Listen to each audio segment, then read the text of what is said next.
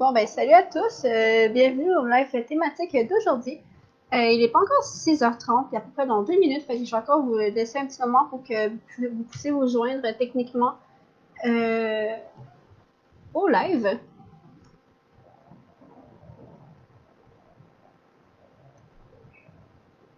Oui, salut Dominique, ça va bien?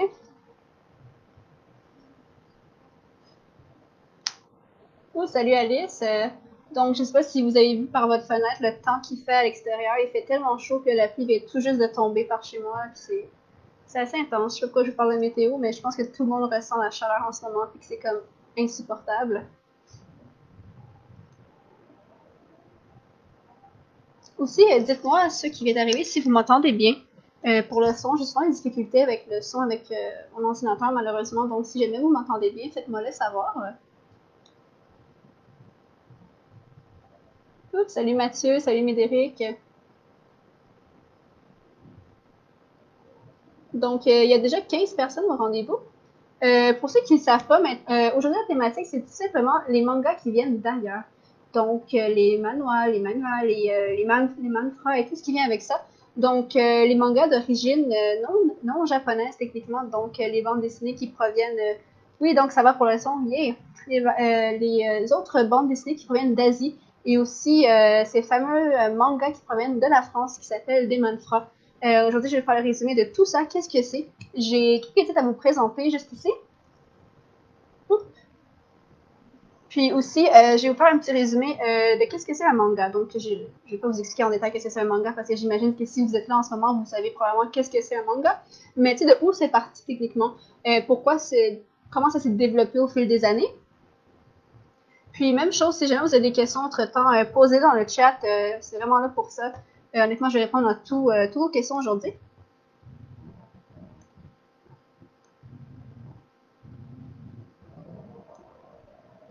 Donc, comme j'ai dit au début, si jamais vous êtes un peu familier avec l'univers de la bande dessinée, exemple que vous connaissez seulement les bandes dessinées européennes ou simplement les mangas, quand on entend souvent des noms qui viennent d'ailleurs, des noms qui désignent le même terme que ce qu'on a l'habitude de voir, c'est un peu mélangeant techniquement. Donc, c'est pour ça qu'aujourd'hui, j'ai comme vous définir tout ça. Puis, c'est ça, donc, même si on parle de manga, de manhwa ou même de lian, yuan, hua, excusez-moi pour je vais pas massacrer ça aujourd'hui, ou des manfras, justement, des frangas qui est comme vraiment tout récent, qui apparaît en France à peu près comme moins d'une dizaine d'années. Tout ce qu'ils ont en commun, ces mangas, ces livres-là, techniquement, c'est qu'ils sont inspirés d'origine asiatique. Donc, comme je l'ai dit, donc on va commencer avec le manga, tout ce qui est le plus commun possible, le manga qui est une bande dessinée japonaise. Donc, le manga, comme je vous ai dit, j'ai pas vraiment grand-chose à vous expliquer sur ça. C'est juste que techniquement, je peux vous rappeler comment qu'on appelle là. Donc, un auteur de manga est un mangaka. Ce qui fait ce qui est un manga, ce qui désigne les mangas des autres bandes dessinées, c'est vraiment le découpage. Le découpage qui est vraiment fait un peu comme dans des scènes de cinéma. Donc, souvent, c'est beaucoup carré, ça sort un peu du décor. Il y a beaucoup d'onomatopées, c'est vraiment présent. Quand je dis onomatopée, pour ceux qui ne savent pas, c'est souvent les petits caractères en kanji qui sont souvent traduits, qui apparaissent. Attends, je vais vous montrer avec Akira juste ici.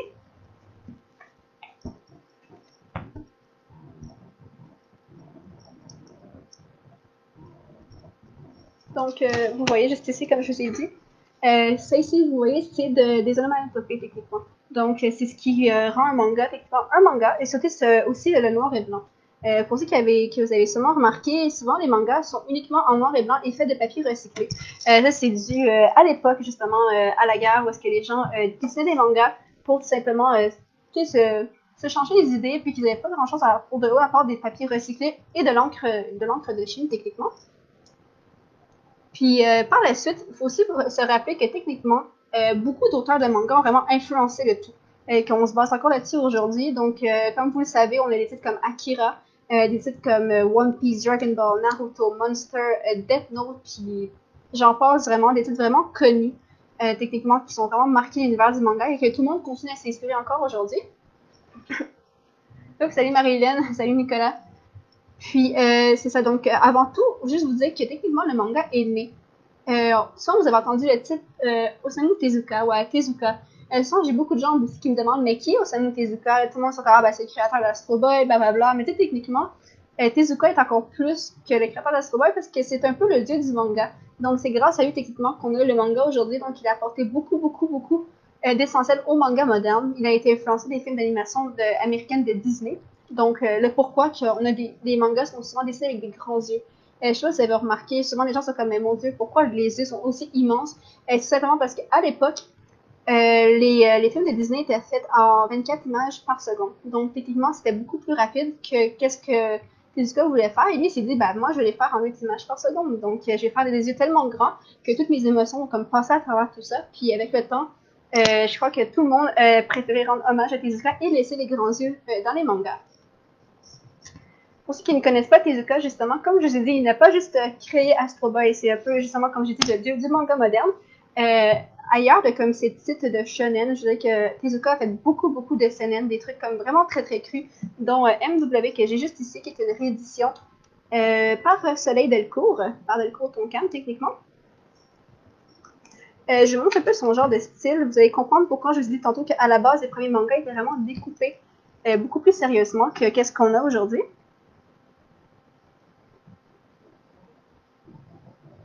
Et voilà. Donc, pour vous, faites-moi part si techniquement vous avez des titres d'Osamu Tezuka à la maison.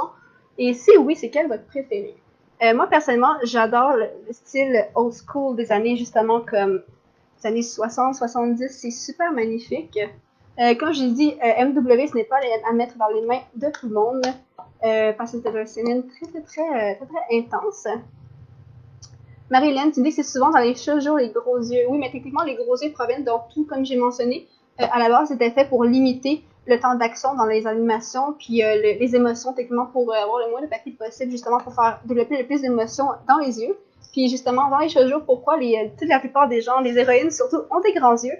Tout simplement parce qu'on s'associe souvent à la jeune fille, justement, qui est un peu plus naïve dans les shoujo. Je vais généralement avec les shoujo vraiment classiques, comme je disais, un peu à la Blue Spring Ride, la médecin et compagnie.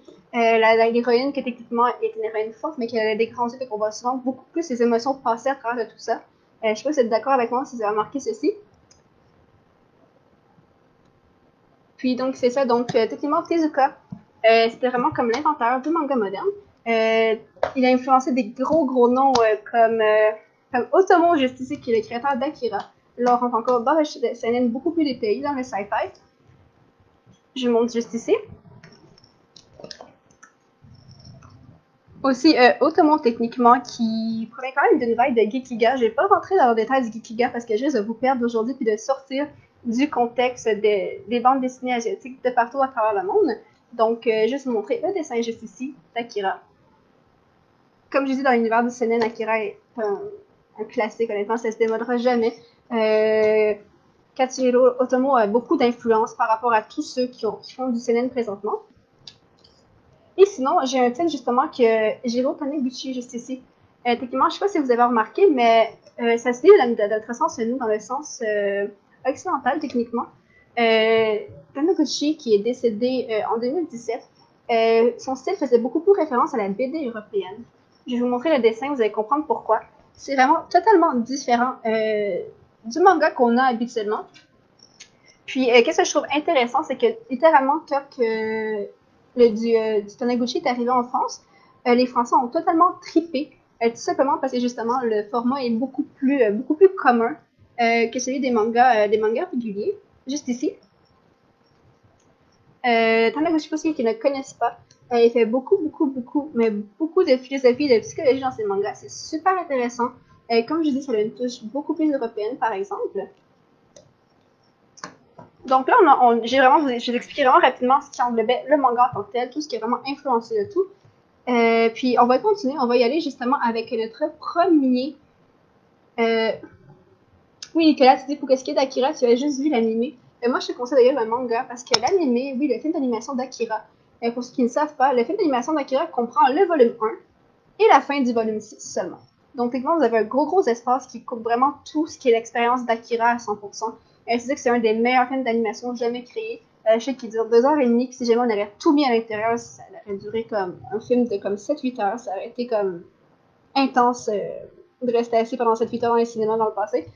Même encore aujourd'hui, je pense pas que je le ferais. Mais justement, Si jamais vous avez aimé Akira, vous avez aimé la vibe, justement, Neo Tokyo, etc.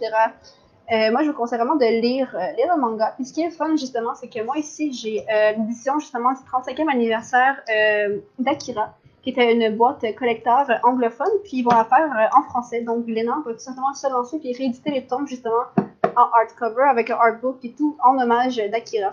Donc, typiquement, si vous n'avez pas lu le manga, vous devez vous le procurer. Je sais que le titre sort en décembre, je pense, en France. Donc, dites-vous à peu près comme peut-être fin janvier au Canada, on risque d'avoir la boîte. Puis, qu'est-ce qui est le fun dans la boîte d'Akira, c'est que vous avez les 6 volumes et un artbook supplémentaire, puis aussi la patch de Canada qui est dans le dos.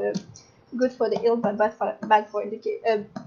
Good for the ill, but bad for education, qui est la patch avec la petite pilule. C'est super intéressant. Puis donc, comme j'ai dit, on va continuer. Donc, moi, je vais continuer avec le manhwa. Le manhwa qui est désigné comme la bande dessinée coréenne. Je pense que ces temps-ci, vous en entendez pas mal souvent parler, tout simplement avec les webtoons. Les webtoons qui sont hyper populaires en ce moment sur Internet. Qu'est-ce que c'est un webtoon? C'est justement des comics européens qui sont dessinés et faits pour Internet. Techniquement, Webtoon, ils ont une plateforme, c'est une plateforme qui est gratuite. Vous pouvez lire des manhwas de A à Z à travers le monde. Il y a des titres extrêmement populaires comme Killing Stalking, que je ne conseille pas à tout le monde.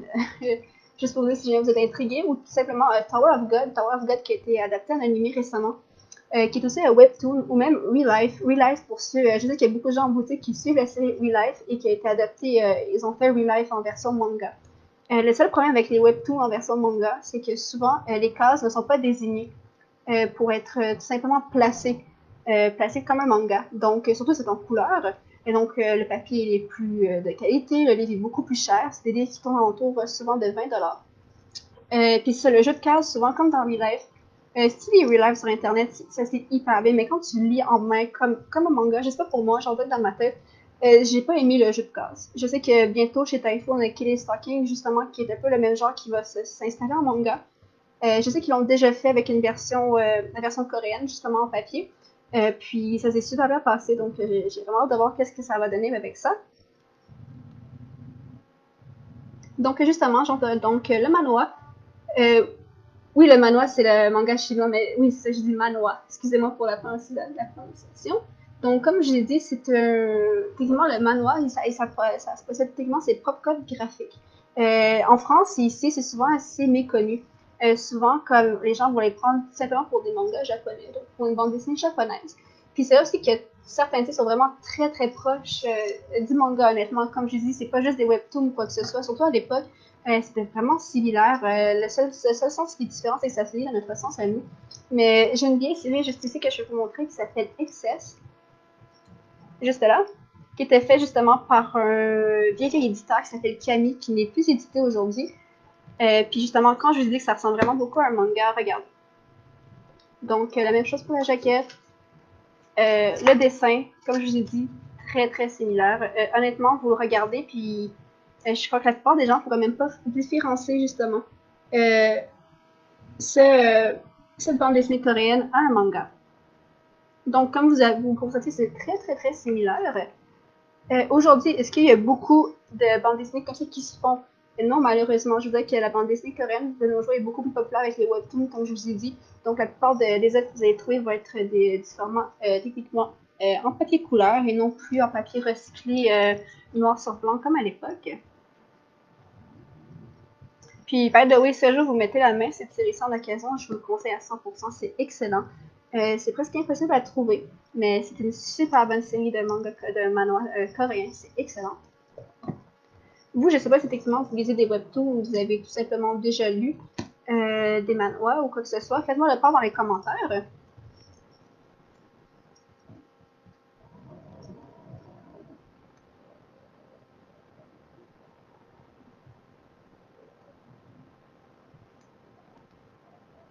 Donc, je vais continuer. Puis cette fois-ci, je vais y aller justement avec le manga chinois qui s'appelle le manhwa. Et non le manhwa. Je vais le dire plus lentement, manhwa.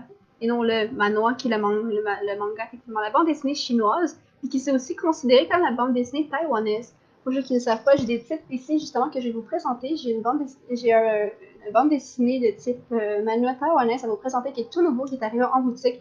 Que je vous conseille à 100% si jamais vous êtes intrigué à voir d'autres bandes dessinées à travers le monde.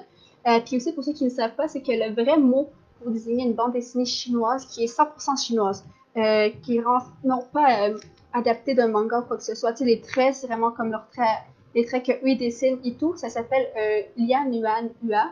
Excusez-moi pour, je vais pas massacrer le nom, c'est horrible comment je l'ai dit. Mais justement, comme, pour ceux qui ne savent pas, c'est les manuels, j'en ai un juste deux manuels, excusez-moi, j'en ai un juste ici, donc Mimi, qui est aussi, qui était une sortie de Casterman à l'époque, qui a été stoppée malheureusement. Je vous montre celle-ci parce que tout simplement pour vous montrer que techniquement, c'est très similaire au manga japonais. Oui, Marie-Hélène, un manhwa techniquement, c'est la bande dessinée chinoise, et un manhwa, c'est la bande dessinée coréenne. Les noms sont quand même assez similaires quand on les prononce, mais quand on les écrit, ils s'écrivent de deux manières différentes. C'est comme ça que c'est plus facile de se retrouver, mais quand on le prononce, c'est vraiment très très similaire pour la prononciation.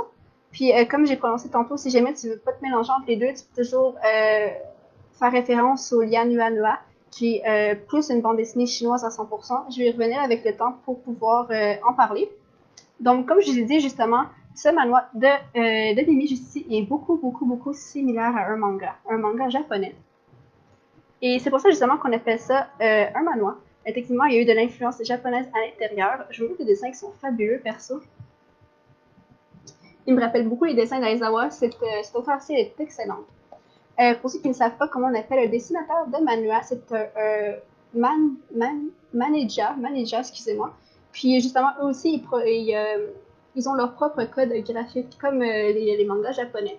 Souvent, ils vont y aller plus avec un côté très très réalistique, comme que je vous le montre juste ici. Ça va être souvent comme un tour de tranche de vie. Le seul problème, c'est que justement, ça se lit aussi, contrairement au manga, ça se lit de gauche à droite au lieu de droite à gauche, donc dans le sens occidental.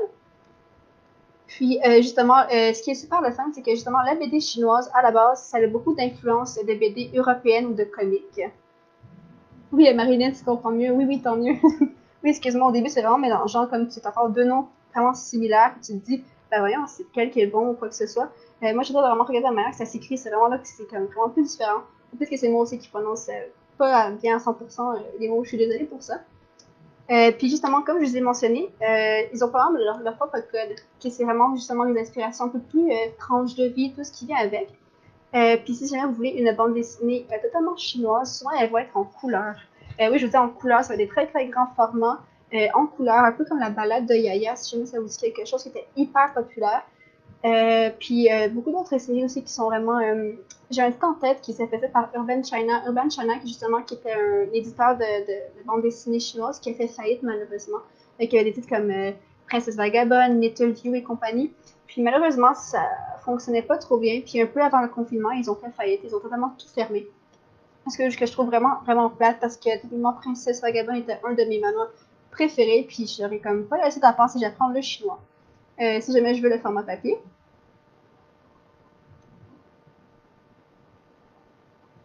Donc, je sais pas si vous, techniquement, vous avez un top manhwa ou quoi que ce soit.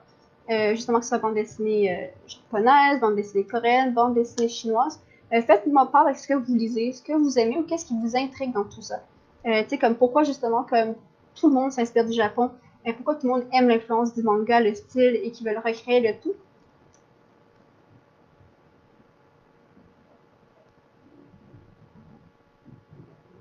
Puis c'est là que justement, on va sauter à quelque chose qui est très populaire en ce moment, qui est nul autre que le manfra ou le franga.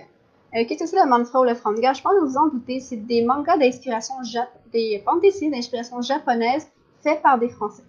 Pour l'instant, je me suis renseignée, il n'y a pas encore de terme pour les mangas d'origine québécois ou canadien, quoi que ce soit, qui sont liés. On les considère toujours pas comme des manfra ou tout simplement des comics pour l'instant.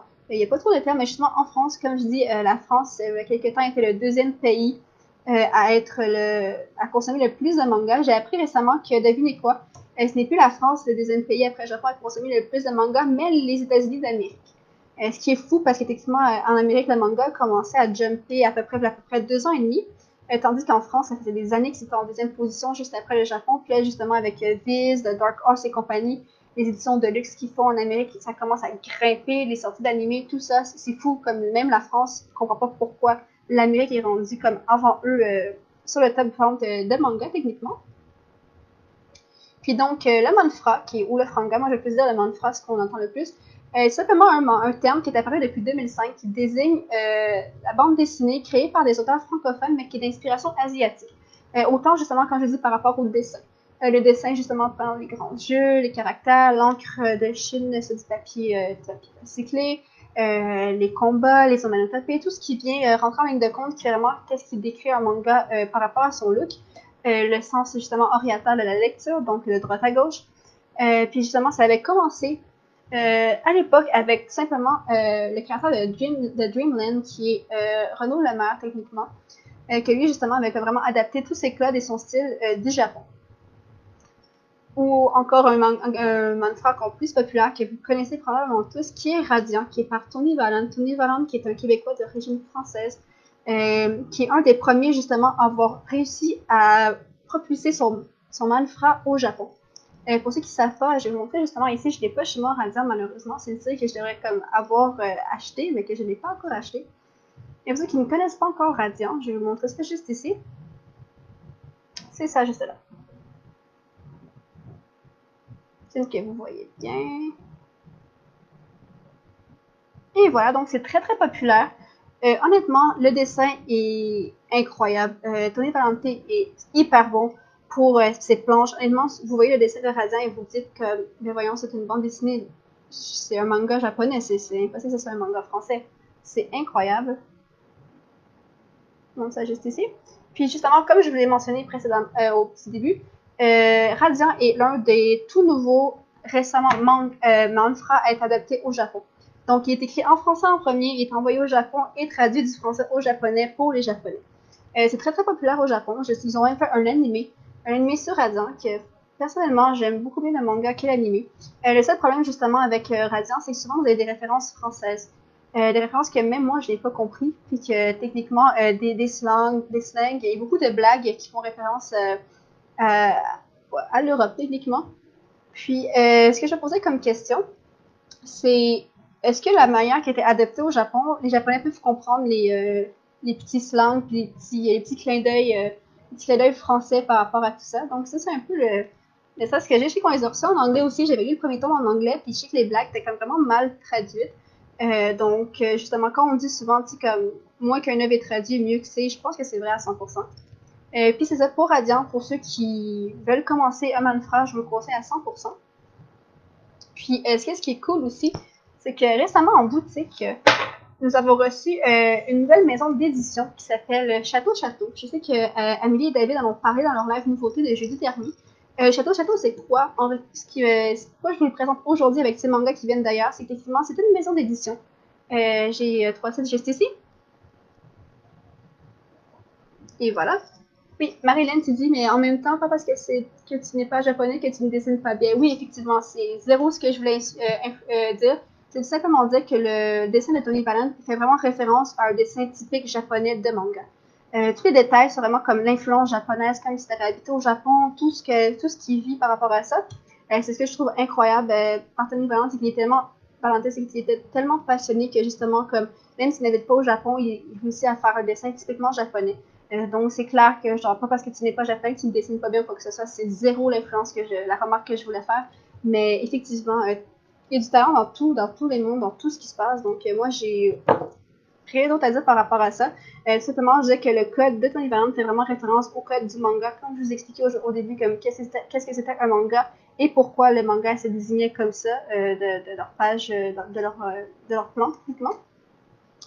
Puis, pour revenir à Château Château, donc Château Château, justement, pourquoi j'en fais référence aujourd'hui, c'est que Château Château est une nouvelle maison d'édition depuis à peu près 2 ans en France qui publie des mangas de partout.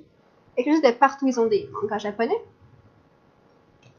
des manhwas, genre juste ici, justement, celui-ci, Don't Call Me Magical Girl, est une bande dessinée taïwanaise, techniquement, ce qui est super intéressant. Puis, justement, je montre le dessin qui est incroyable à l'intérieur. Comme justement, comme on l'a mentionné avec Marilyn, c'est comme vous voyez, l'influence japonaise a beaucoup influencé celui-ci. Puis justement, ils ont des mangas de partout, comme je dis, des manhwas, des mantras, des mangas réguliers. Ils ont même un manga canadien qui est fait par un auteur. Je me rappelle plus du titre, par exemple, mais je sais que c'est un manga canadien fini en 5 volumes. C'est super intéressant parce que tu vois l'influence qu'il y a eu à travers de comme tous ces artistes-là, toute la passion qu'il y a derrière, puis C'est excellent, honnêtement, comme ça m'a étonnée. J'ai lu plusieurs titres. J'avais lu plusieurs mangas dans le passé que j'avais pas tant apprécié. Je suis pas très une grande fan de manga francophone, je vais être honnête avec vous.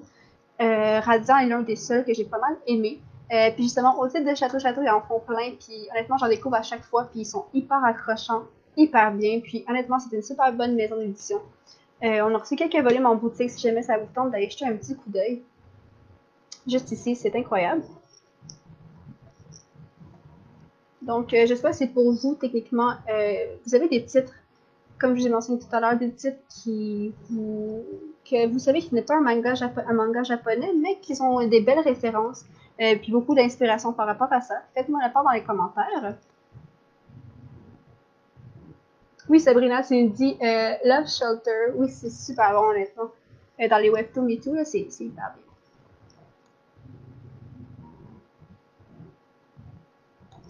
Puis, comme je vous ai mentionné au début, les manhwas, les bandes dessinées coréennes, c'est tellement populaire en ce moment qu'ils se font tous adapter en animé au Japon. Les Japonais ils capotent en ce moment sur ça, puis ils font vraiment des super belles adaptations comme Tower of God que je vous conseille. Il y en a beaucoup d'autres qui s'en viennent pour 2021, je pense, comme qui est super intéressant. Puis la même chose pour les versions papier. Aussi, justement, Power of God va apparaître sur l'édition Taifu en septembre, en même temps que Killing Stalking, si je me rappelle bien. Donc, si jamais vous voulez voir peut-être la version webtoon sur techniquement les formats papier, c'est super intéressant.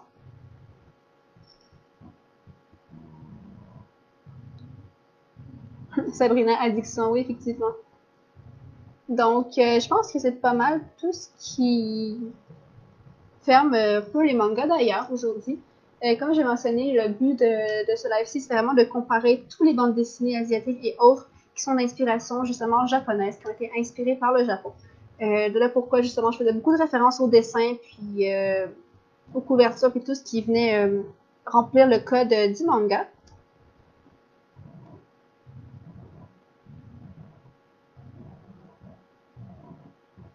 Puis Marilyn, tu dis que l'autre jour, il en avait parlé dans le live, puis dans cette édition, il y avait un full bon manoir qui s'appelle Dragon Metropolis. Oui, effectivement, Dragon Metropolis est hyper bien. Si vous aimez tout ce qui est univers steampunk, vous allez accrocher à 100%. Comme je dis, Château Château, honnêtement, je pense que c'est une édition coup de cœur de 2020. C'est fou, ils ont de la variété de A à Z. Puis, tu sais, ça fait changement, comme je vous dis. C'est pas autant. Pas parce que l'Europe, justement, sont été inspirés d'inspiration japonaise que c'est 100% tout le temps la même chose. C'est vraiment différent. Comme j'adore voir comme un dessin différent à la fois tout ce qui vient. Tu sais, on est comme même si on aime les mangas, qu'on est fan de bande dessinée nippone, on aime ça voir ailleurs, voir qu'est-ce qui se passe, comment eux ils ont leur bande dessinée, la BD européenne, la BD américaine, bref, tout ça qui se mélange ensemble, je trouve que c'est super intéressant. Donc, comme je vous ai dit, c'est vraiment ça qui close le tout pour aujourd'hui. J'espère que ce live-là vous a plu.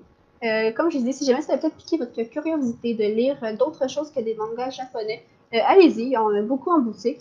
Puis aussi, fun fact, je sais que Boichi, le créateur de Sun Kenrock, est d'origine coréenne, mais que Sun Kenrock est publié au Japon, donc Sun Kenrock est un manga et non un manhwa. Je vais juste le mentionner dans la vidéo parce que je trouvais ça drôle de faire savoir, je sais pas pourquoi. Mais vu qu'on en parle tant qu'à être. Puis justement, donc si jamais vous voulez voir des mangas, des bandes dessinées d'ailleurs, quoi que ce soit, vous êtes, il y a beaucoup de choses en boutique, c'est super intéressant justement de voir l'influence culturelle par rapport à ça, puis tout ce qui englobe le tout. C'est pas mal ça pour aujourd'hui. J'espère que ça vous a plu, puis qu'il fait pas trop chaud par chez vous, puis que vous avez passé une belle soirée. Donc moi je vous dis au revoir.